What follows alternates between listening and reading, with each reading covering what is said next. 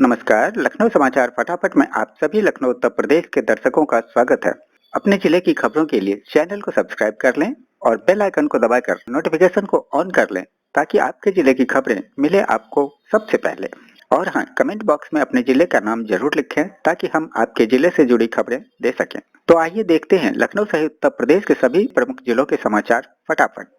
जब समय हो कम तो खबरें हो फटाफट, खबरें सभी आपके काम की। खबर फटाफट में आज के हेडलाइंस। 64 उड़ानों से 14,000 भारतीयों को वापस लाने की योजना 7 मई से शुरू होगा Vande Bharat mission. Corona virus lockdown की वजह से विदेशों में फंसे भारतीयों की वापसी के लिए वंदे भारत मिशन की शुरुआत 7 मई से होने जा रही है। नागरिक उड्डयन मंत्री हरदीप सिंह पुरी ने कहा कि कोरोना वायरस के कारण लगे लॉकडाउन के चलते विदेशों में फंसे भारतीय नागरिकों को लाने की शुरुआत 7 मई से होगी। 7 मई से 13 मई तक विभिन्न देशों में फंसे भारतीयों को वापस लाने के लिए सप्ताह में 64 उड़ानों का संचालन किया जाएगा। भारतीय छात्रों समेत 14,800 लोगों को वापस लाया जाएगा। चीनी जांच किट से बकरी और फल भी निकले संक्रमित, राष्ट्रपति ने दिया जांच के आदेश। वैश्विक महामारी कोरोना वायरस से प्रभावित पूर्वी अफ्रीका के देश तंजानिया में चीनी जांच किट से परीक्षण करने पर बकरी और फल भी कोरोना संक्रमित पाए गए हैं। इस तरह के नतीजे सामने आने के बाद राष्ट्रपति जॉन मगुफुली ने कहा कि जांच किट सही नहीं है और उसकी जांच की जानी चाहिए। दरअसल हुआ ऐसा कि बकरी और एक खास फल की जांच के बाद उसके नमूने लैब में भेजे गए, लेकिन इस बात की जानकारी नहीं दी गई कि ये फल और बकरी के नमूने हैं। जब इन नमूनों की जांच रिपोर्ट पॉजिटिव आई तब जाकर इस बात का खुलासा हुआ। राष्ट्रपति ने कहा कि फल और बकरी के नमूने कोविड-19 से संक्रमित पाए गए हैं। इसका मतलब था कि कुछ लोग पॉजिटिव पाए जा रहे थे जबकि असल में कोरोना वायरस से संक्रमित नहीं थे। राष्ट्रपति मागुफुली ने कहा कि मैं पहले भी कहा था कि चीन की हर सहायता को स्वीकार नहीं करना चाहिए। उन्होंने आगे कहा कि इन किट की जांच होनी चाहिए। दरअसल तंजानिया इकलौता ऐसा देश नहीं है जहां चीन ने ऐसी धोखाधड़ी किया हो, बल्कि पूरी दुनिया के तमाम देशों के साथ चीन ने इस संकट की घड़ी में ऐसा मजाक किया है। इससे पहले भारत में चीन ने जो पीपीई किट भेजे थे उससे करीब 1/4 क्वालिटी टेस्ट में ही पास नहीं हो पाया था। लॉकडाउन में शराब के शौकीनों पर ओले की मार भी बेअसर, छाता लेकर डटे रहे लोग। लॉकडाउन के बीच शराब के शौकीनों की हिम्मत नहीं टूटी, उन पर तेज बारिश और ओलों की मार भी बेअसर होती दिखी। नैनीताल के मॉल रोड पर तेज बारिश और ओले गिरने के बाद भी लोग एक जगह पर डटे रहे। पूरे दिन शराब खरीदने के लिए मॉल रोड पर लगी लंबी कतारें लगी रही। शाम को तेज बारिश के साथ ओलावृष्टि भी होने लगी। ओलावृष्टि इतनी तेज थी कि छाते भी इसमें कारगर साबित नहीं हो पा रहे थे। इसके बाद भी लोग दुकान के बाहर छाता लेकर खड़े रहे। कुछ के पास छाते थे तो कुछ बगैर छाते के भी भीगते हुए ही लाइन में लग गए। उधर पुलिस भी वहां व्यवस्था बनाने में छाता लेकर डटी रही। राज्यों के लिए शराब बेचने की क्या मायने हैं? क्यों खुल रहे हैं शराब के ठेके? लॉकडाउन 3 में कुछ रियायतें देने का परिणाम यह हुआ कि सोमवार यानी 4 मई को शराब की दुकानों के बाहर लंबी लाइनें लगी हुई थी। 4 मई की शाम दिल्ली सरकार ने भी शराब पर 70% स्पेशल कोरोना फीस लगाने का ऐलान कर दिया। इस फीस से यह समझ में आता है कि किसी भी राज्य के लिए आबकारी सेवाएं कितनी जरूरी है। शराब से किसी भी राज्यों को एक अच्छी खासी राशि एक्साइज ड्यूटी के तौर पर मिलती है। हालांकि गुजरात और बिहार ने शराब पर प्रतिबंध लगा दिया है। वहीं उत्तर प्रदेश जैसे राज्य शराब की बिक्री पर स्पेशल ड्यूटी लगाते हैं। उत्तर प्रदेश में ऐसी फीस इसलिए लगता है ताकि मवेशियों की देखरेख में इस राशि का इस्तेमाल किया जा सके। उत्तर प्रदेश सरकार के एक अधिकारी ने बताया कि पिछले वित्तीय साल में राज्य ने शराब पर एक्साइज ड्यूटी से 2,500 करोड़ रुपए कमाए थे और इस साल कमाई की उम्मीद 3,000 करोड़ की थी। वर्ष 2018-19 के वित्तीय साल के मुताबिक देश के जिन 5 राज्यों का सबसे ज्यादा राजस्व बना था उसमें उत्तर प्रदेश, कर्नाटक, महाराष्ट्र, पश्चिम बंगाल और तेलंगाना शामिल है। उत्तर प्रदेश की कमाई के पीछे कारण यह है कि शराब पर केवल एक्साइज ड्यूटी ही लगती है। उत्तर प्रदेश में पेट्रोल और डीजल हुआ महंगा, शराब की कीमतों में भी भारी बढ़ोतरी। कोविड-19 के कारण जारी लॉकडाउन से पटरी पर उतरी अर्थव्यवस्था में फिर से जान फूंकने के लिए यूपी कैबिनेट ने पेट्रोल और डीजल पर वैट बढ़ा दिया है। बुधवार को मुख्यमंत्री योगी आदित्यनाथ की अध्यक्षता में हुई कैबिनेट बैठक में पेट्रोल पर 2 रुपए और डीजल पर 1 रुपए वैट बढ़ाने की मंजूरी दी गई है। इसके अलावा देसी शराब की कीमत में भी 5 रुपए बढ़ा दिया गया है। वहीं मीडियम व प्रीमियम शराब की कीमतों पर 20 रुपए से 400 रुपए तक बढ़ा दी गई है। बैठक के बाद कैबिनेट मंत्री सुरेश खन्ना ने मीडिया से बातचीत में कहा कि लॉकडाउन के कारण हमारा टैक्स कलेक्शन बहुत गिरा है। हमारी आर्थिक स्थिति इस महीने कमजोर रही है। इसे ध्यान में रखते हुए यह फैसला लिया गया है। महिला सम्मान पर ऐसी चुप्पी क्यों? आईएएस रानी नागर के इस्तीफे पर मायावती का सरकार से सवाल। आईएएस अधिकारी रानी नागर के इस्तीफे का मामला तूल पकड़ता जा रहा है। आज बसपा प्रमुख मायावती ने एक ट्वीट कर हरियाणा सरकार से सवाल किया है कि आखिर एक महिला अफसर के सम्मान को लेकर राज्य सरकार में चुप्पी क्यों है। इसके साथ ही बसपा ने ऐलान किया कि वह आईएएस रानी नागर के साथ है। मायावती ने बुधवार को ट्वीट कर सवाल किया, हरियाणा की महिला आईएएस अफसर रानी नागर को अंततः अपनी नौकरी से ही इस्तीफा देकर वापस अपने घर उत्तर प्रदेश लौटकर आना पड़ा, जो कि अति दुखद व दुर्भाग्यपूर्ण है। कोरोना की वजह से 86% लोगों को सता रहा है नौकरी जाने का डर। कोरोना वायरस का असर नौकरियों पर भी पड़ने लगा है। एक सर्वे में शामिल देश के 86% लोगों ने अपनी नौकरी या रोजी रोटी छीनने का डर सता रही है। वहीं 84% लोगों का मानना है कि वायरस का अभी शुरुआती दौर है, आने वाला समय खतरनाक होगा। यह बातें British research company Crosby texture group के 23 से 27 अप्रैल तक ऑनलाइन सर्वे के दौरान सामने आई। सर्वे में शामिल भारतीयों को उम्मीद है कि आने वाले दिनों में हालात सामान्य हो जाएंगे। उत्तर प्रदेश सरकार ने दिया युवाओं को नौकरी का मौका, तुरंत करें आवेदन। उत्तर प्रदेश राज्य विद्युत उत्पादन निगम लिमिटेड ने विभिन्न पदों पर आवेदन मांगे हैं। ये भर्तियां स्टाफ नर्स, फार्मासिस्ट, तकनीशियन ग्रेड 2 समेत अन्य रिक्त पदों पर की जा रही है। जो उम्मीदवार इन पदों पर आवेदन करने के इच्छुक हैं, वो 6 मई 2020 तक ऑनलाइन माध्यम से आवेदन कर सकते हैं। इस नौकरी से संबंधित अधिक जानकारी के लिए वेबसाइट देखें। 69,000 सहायक शिक्षकों की भर्ती में हाईकोर्ट से योगी सरकार को राहत। हाईकोर्ट के लखनऊ पीठ ने प्रदेश के प्राथमिक स्कूलों में 69,000 सहायक शिक्षकों के भर्ती मामले में अपना अहम फैसला सुनाया है। कोर्ट ने कट ऑफ अंक बढ़ाने के सरकार के फैसले को सही बताया है। कोर्ट ने 6 महीने के अंदर भर्ती प्रक्रिया पूर्ण करने का आदेश दिया। आपको बता दें कि भर्ती प्रक्रिया करीब 1.5 साल से अटकी थी। पिछले साल से इन अपीलों पर फाइनल सुनवाई चल रही थी। लखनऊ में 5 और कोरोना पॉजिटिव मिले, 4 एक ही परिवार के। लखनऊ में मंगलवार 5 नए कोरोना पॉजिटिव मरीज मिले हैं, जिसमें 4 कैसरबाग और 5वां भी वहीं के मछली मोहाल इलाके का है। कैसरबाग के चारों मरीज पॉजिटिव मिल चुके किराना कारोबारी के परिवार के हैं। वहीं मछली मोहाल निवासी बालिका की मां बाराबंकी में पॉजिटिव पाई गई थी। इसके साथ राजधानी में कुल मरीजों की संख्या 246 हो गई है, जिनमें 164 वहीं के मूल निवासी हैं।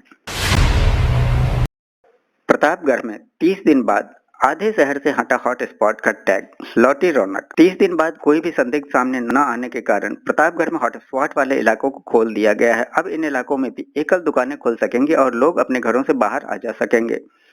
डीएम का आदेश मिलने के बाद बैरिकेडिंग हटाने का काम प्रारंभ हो गया है। हालांकि लोगों को आगाह किया जा रहा है कि वे अपने घरों में रहें, अनावश्यक भीड़ न लगाएं। लॉकडाउन में मिली छूट तो सड़कों पर उतरी भीड़, ऐसा दिखा शहरों का नजारा। लॉकडाउन के तीसरे फेज में स्टेशनरी, इलेक्ट्रॉनिक, मोबाइल शॉप और मोटर वर्कशॉप समेत 8 सेवाओं को लेकर छूट मिली तो मंगलवार से शहर की सड़कों का नजारा ही बदल गया। यही नजारा बुधवार को भी देखने को मिल रहा है। पूरे दिन साए साए करने वाली सड़कों पर अचानक भीड़ बढ़ गई है। मंगलवार शाम 5 बजे लोग पैदल, मोटरसाइकिल और कारों से सड़कों पर दिखे। कई जगहों पर तो जाम जैसी स्थिति उत्पन्न हो गई। ढील का अंदाजा इसी बात से लगाया जा सकता है कि गोरखपुर तारामंडल स्थित एसबीआई मुख्य शाखा के सामने लोग गमले और फूल तक खरीदने दिखे। शाम 5 बजे के बाद थोड़ी भीड़ कम हुई और रात 7 बजे तक सख्ती बढ़ने पर लोग घरों को लौटे। अलीगढ़, शराब के लिए बीबी ने नहीं दिए पैसे तो पानी की टंकी पर चढ़ा युवक। लॉकडाउन में शराब की दुकानें खुलने के बाद नए घटनाक्रम सामने आ रहे हैं। मंगलवार शाम को अलीगढ़ बन्ना देवी के सराय लवरिया का युवक पत्नी द्वारा शराब के लिए पैसे न देने पर झगड़े के बाद पानी की टंकी पर चढ़ गया। 1 घंटे तक चले ड्रामे के बाद युवक की पत्नी वहां पहुंची और पति को मनाकर नीचे उतारा। परिवार की हालत को देखते हुए पुलिस ने युवक को हिदायत देकर छोड़ दिया। साथ ही पत्नी को 1000 रुपए राशन खरीदने के लिए भी दिए। शशि कपूर नामक युवक मजदूर है। पूर्व में वह शहर के एक कद्दावर जनप्रतिनिधि की सुरक्षा में भी तैनात रहा है। विधायक अमन मणि त्रिपाठी और 6 साथियों को बिजनौर कोर्ट से मिली जमानत, 14 दिन तक रहेंगे क्वारंटीन। महाराजगंज के विधायक अमन मणि त्रिपाठी और उसके 6 साथियों को बिजनौर में कोर्ट से जमानत मिल गई है। नजीबाबाद से गिरफ्तार अमन मणि और साथियों से 20-20 हजार रुपए के मुचलके भी भरवाए गए हैं। प्रशासन ने विधायक और उसके 6 साथियों को नजीबाबाद की एक बैंकेट हॉल में 14 दिन के लिए क्वारंटीन किया है। ऐसे में वो 14 दिन तक अपने घर नहीं जा सकेंगे। गोरखपुर में शाम 7 बजे तक खुलेंगी शराब की सभी दुकानें।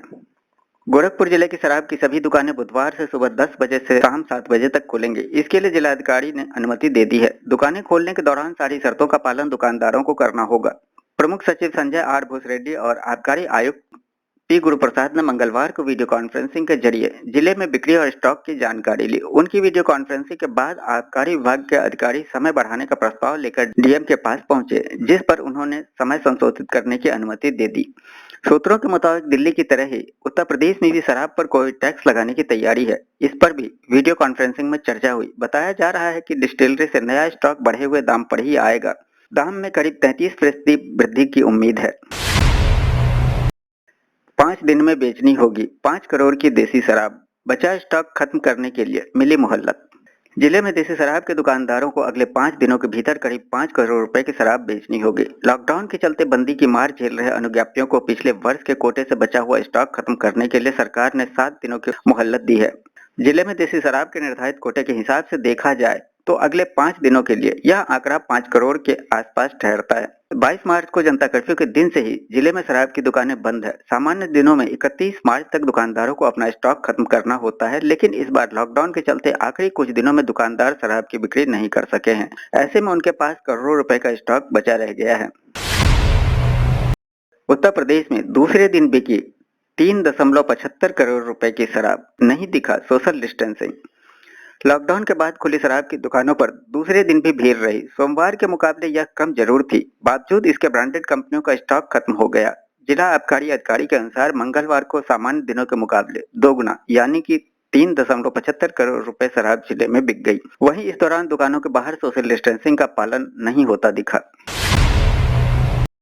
एक अफवाह के कारण शराब की दुकानों पर उमड़ी भीड़, धक्का मुक्की कर रहे लोगों को पुलिस ने सिखाया सबक। सोशल मीडिया पर शराब का दाम बढ़ने की अफवाह वायरल होते ही शराब की कुछ दुकानों पर मंगलवार को भी लाइन लग गई। ऐसे में सोशल डिस्टेंसिंग का पालन कौन करे, सब एक दूसरे को धक्का देकर शराब पाने की जल्दी में थे। रामगढ़ ताल इलाके के मॉडल शॉप पर इस नजारे की खबर पाते ही पुलिस मौके पर पहुंची तो सब चेहरा छिपाने लगे। दरअसल पुलिस वीडियोग्राफी करने लगी थी। फिर पुलिस ने नसीहत दी, चेहरा न छुपाएं, सोशल डिस्टेंसिंग का पालन करें। यह सुनते ही सब खुद ही पीछे हटने लगे। ज्यादा पी शराब तो इम्यूनिटी सिस्टम होगा खराब, कोरोना का बढ़ेगा खतरा। 40 दिनों के बाद शराब की दुकानें खुली तो लोग टूट पड़े। अंदेशा जताया जा रहा है कि कहीं लंबी अवधि के बाद मिली छूट में लोग हद से ज्यादा शराब न पीने लगे। शराब पीना सेहत के लिए हानिकारक है। डॉक्टरों का मानना है कि शराब पीने वालों को कोरोना की चपेट में आने का खतरा सामान्य लोगों की तुलना में अधिक होता है। अल्कोहल शरीर में इम्यूनिटी सिस्टम को प्रभावित करता है। कोरोना की चपेट में आने के बाद ठीक होने में भी सामान्य लोगों की तुलना में अधिक समय लगता है। ई कॉमर्स कंपनियों ने शुरू की बुकिंग, डिलीवरी में होगी देरी। लॉकडाउन 3 में ग्रीन एवं ऑरेंज जोन में अमेजन, फ्लिपकार्ट, स्नैपडील व पेटीएम मॉल जैसी ई कॉमर्स कंपनियां गैर जरूरी सामान बेचने लगी है। लोग भी इनके प्लेटफॉर्म से लैपटॉप, कपड़े व अन्य सामानों की बुकिंग कर रहे हैं। अधिकारियों का कहना है कि वेयरहाउस में कर्मचारियों एवं डिलीवरी बॉय की कमी के कारण डिलीवरी में देरी हो सकती है। अमेजन इंडिया के प्रवक्ता ने बताया कि ग्रीन एवं ऑरेंज जोन में ऑर्डर मिले हैं। स्नैपडील के प्रवक्ता ने कहा, ग्राहकों की औसत 6 से 10 दिन की डिलीवरी की तारीख दी जा रही है। लॉकडाउन की वजह से गांव में फंसी अभिनेत्री, चूल्हे पर बना रही खाना, खराब मौसम में कर रही गुजारा। लॉकडाउन की वजह से लोगों की जिंदगियां थम सी गई है। घरों से बाहर निकलना भी मुश्किल हो गया है। ऐसे में कई लोग ऐसे भी हैं जो किसी और जगह पर जाकर फंस गए हैं। यही हुआ है अगले जन्म मोहे बिटिया ही कीजो की एक्ट्रेस रतन राजपूत के साथ। लॉकडाउन के दौरान वह बिहार के किसी गांव में फंस गई है और रोज एक नया ऐसा वीडियो बना लेती हैं, जिससे फैंस का भरपूर मनोरंजन हो रहा है और उनके फैंस को खूब पसंद आ रहा है। दरअसल बिहार में इन दिनों जमकर बारिश हो रही है। इसी बारिश में रतन राजपूत का चूल्हा भीग गया, जिसकी वजह से उस पर खाना नहीं बना पाए। उनका कहना है कि कोई भी भूखा न रहे, ऐसे में आपके पास कुछ जरूरी चीजें होना चाहिए। गौरतलब है कि रतन राजपूत टेलीविजन की जानी मानी अभिनेत्री है। उन्होंने कई टेलीविजन सीरियल जैसे राधा की बेटियां कुछ कर दिखाएंगी, अगले जन्म मोहे बेटिया ही कीजियो, स्वयंवर, जय संतोषी माँ आदि में नजर आ चुकी हैं। हालांकि इस समय रतन इंडस्ट्री से दूर हैं। भारत के लिए एमजी मोटर्स ला रही है सस्ती इलेक्ट्रिक कार, कीमत होगी 10 लाख से भी कम। भारतीय ऑटोमोबाइल बाजार में इलेक्ट्रिक व्हीकल्स की मांग बढ़ रही है। लोग इलेक्ट्रिक वाहनों की तरफ आकर्षित हो रहे हैं क्योंकि यह पेट्रोल डीजल के बजाय बैटरी पर चलती है। इससे तेल और पैसे दोनों की बचत होती है। भारत में गाड़ी खरीदते वक्त माइलेज के अलावा कीमत पर भी ध्यान दिया जाता है। ऐसे में फिलहाल भारत में उपलब्ध इलेक्ट्रिक व्हीकल्स काफी महंगे हैं। अगर इनकी कीमत में कमी आती है तो भारतीय बाजार में इलेक्ट्रिक वाहन हिट हो जाएंगे। भारतीय कार बाजार में कीमत की संवेदनशीलता को देखते हुए एमजी मोटर्स यहां के लिए किफायती इलेक्ट्रिक कार तैयार करने की योजना बना रही है। भारत में इस कार की कीमत 10 लाख रुपए से भी कम होगी। रिपोर्ट के मुताबिक एमजी मोटर्स इसके लिए भारतीय बाजार में मांग के सभी पहलुओं को देख रही है और इसके बाद ही इसकी कीमत तय करेगी। गुजरात से श्रमिकों को लेकर प्रयागराज पहुंची श्रमिक एक्सप्रेस, हर मजदूर से लिया गया 590 रुपए रेल भाड़ा। गुजरात से आए मजदूरों को लेकर श्रमिक एक्सप्रेस ट्रेन बुधवार को प्रयागराज जंक्शन पहुंची। यहां पर सभी यात्रियों की थर्मल स्क्रीनिंग की गई। इसके बाद बसों के माध्यम से उन्हें गंतव्य तक भेजा गया। प्रत्येक श्रमिक से रेलवे द्वारा 590 रुपए किराया भी वसूला गया। गुजरात से श्रमिकों को लेकर पहली ट्रेन सुबह ही पहुंच गई। प्रयागराज, जौनपुर समेत अलग अलग जिलों के 1200 से अधिक श्रमिक आए हैं। जांच के बाद सभी को बसों से उनके गृह भेजा गया। वहीं प्रयागराज के करीब 170 श्रमिक को उनके घर भेजा गया। सभी को होम क्वारंटीन कराया गया है। वहीं श्रमिक स्पेशल ट्रेन बुधवार को प्रतापगढ़ आ रही है। 35 जिलों के प्रवासी मजदूरों को लेकर आने वाली ट्रेन दोपहर लगभग 1:15 पर प्रतापगढ़ जंक्शन पहुंचेगी। आने वाली इस ट्रेन के 22 डिब्बों में 35 जिलों के मजदूर शामिल हैं। इनमें इटावा, फर्रुखाबाद, फैजाबाद, गोंडा, रायबरेली, अमेठी, सुल्तानपुर के मजदूर हैं, जिनकी स्टेशन पर थर्मल स्क्रीनिंग होने के बाद गृह जनपद के लिए भेजा जाएगा। लखनऊ में दरोगा का तोता चोरी, थाने में फैसले से पहले उड़ गया। लखनऊ के आसियाना थाना क्षेत्र में रहने वाले पीएसी दरोगा रामकृपाल का पालतू तोता चोरी हो गया। तोता चोरी होने की जानकारी होते ही दरोगा की पत्नी ने हंगामा शुरू कर दिया। पड़ोसी पर आरोप लगाया। मामला थाने तक पहुंचा। थाने में दोनों के बीच विवाद होने लगा तो प्रभारी निरीक्षक ने कहा, तोता जिसके पास जाएगा उसका होगा।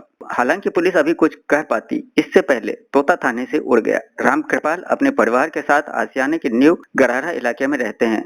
मंगलवार सुबह उनकी पत्नी पुलिस कंट्रोल रूम को सूचना दी कि उसका पालतू तोता पड़ोसी ने चोरी कर लिया है। दरोगा की पत्नी का आरोप था कि उसका तोता एक हफ्ते पहले पिंजरे से उड़ गया था, जिसे चोरी कर पड़ोसी ने अपने पास रख लिया था। विवाद बढ़ने के बाद आसियाना इंस्पेक्टर संजय राय ने आरोपी को तोते को थाने लाने के लिए कहा। इंस्पेक्टर ने कहा कि तोता जिसका होगा उसके पास खुद चला जाएगा। पिंजरा सहित तोते को थाने लाया गया। पुलिस तोते को पिंजरे से बाहर निकालने की तैयारी कर ही रही थी। इसी बीच वह उड़ गया। तोते के उड़ जाने के बाद पीएसी के दरोगा की पत्नी और बेटी का रोना शुरू हो गया। काफी देर तक वह थाने में रोती रही।